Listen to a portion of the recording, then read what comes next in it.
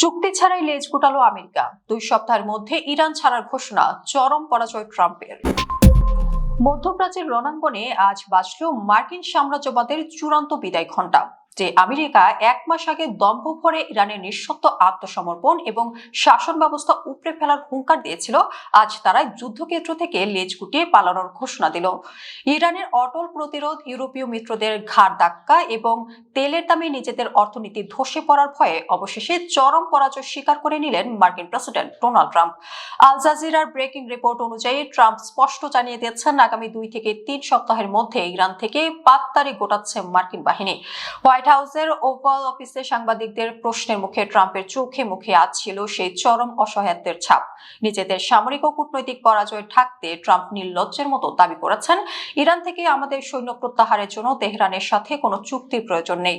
সমর ও রাজনৈতিক বিশ্লেষকদের মতে ট্রাম্পের এই চুক্তি ছাড়া বেরিয়ে যাওয়ার কথাটি মূলত আমেরিকার ইতিহাসের সবচেয়ে বড় সামরিক ব্যর্থতার স্বীকারোক্তি। এর সোজা অর্থ হলো, আমেরিকা তাদের কোনো শর্তই ইরানের ওপর চাপিয়ে দিতে পারেনি। যে পারমাণবিক স্থাপনা ধ্বংস আর সরকার পতনের স্বপ্ন নিয়ে তারা যুদ্ধে নেমেছিল, তার কিছুই অর্জিত হয়নি। আক্ষরিক অর্থে শূন্য হাতে পরাজিত এক পরাশক্তি হিসেবে মধ্যপ্রাচ্য ছাড়তে বাধ্য হচ্ছে পেন্টাগন। ট্রাম্প সাংবাদিকদের কাছে সাফাই গিয়ে বলেছেন, আমেরিকা বেরিয়ে গেলে বিশ্ববাজারে তেলের দাম কমে যাবে। আর ট্রাম্পের এই একটি কথাতেই উন্মোচিত হয়েছে আমেরিকার পালানোর আসল কারণ।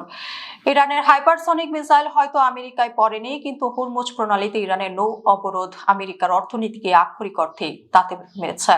কিন্তু হরমুজ প্রণালীতে ইরানের নৌ অবরোধ আমেরিকার অর্থনীতিকে আক্ষরিক অর্থে ভাতে মেরেছে।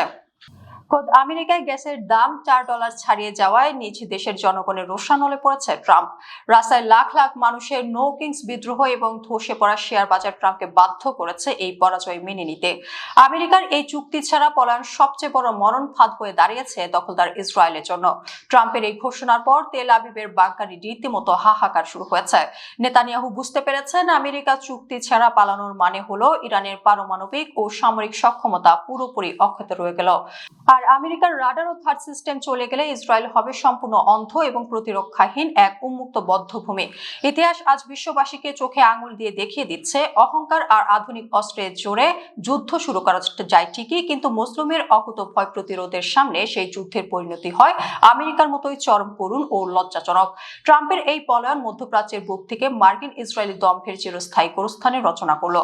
কোনো চুক্তি নয়, বরং তেহরানের বজ্রকণ্ঠ হুঙ্কারের কাছে মাথা নত করেই আজ মধ্যপ্রাচ্য ছাড়ছে আমেরিকা।